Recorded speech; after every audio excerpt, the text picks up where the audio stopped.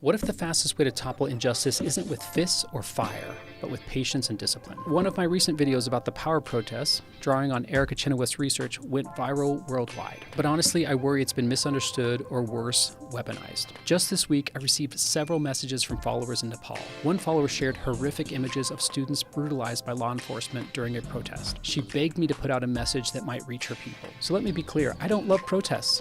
They often trigger violence and destruction that can be counterproductive. Many critics argue violence is necessary when speaking truth to power. Others dismiss Chenoweth's research, saying that the movements studied weren't truly nonviolent. Here's where I stand. When I say nonviolent protests, I mean movements that don't initiate violence or destruction themselves. That does not mean oppressive regimes won't respond violently. Tragically, they often do. But when movements maintain nonviolent discipline, they dramatically increase the odds of broad support and eventual success. The temptation to retaliate is human. We're wired for reciprocity and fairness. But history shows that an eye for an eye rarely works. Violence alienates allies, hardens opposition, and justifies brutal crackdowns. If I had to bet, I'd put my chips on peaceful protest, even with the risk of martyrs over an angry mob. Why?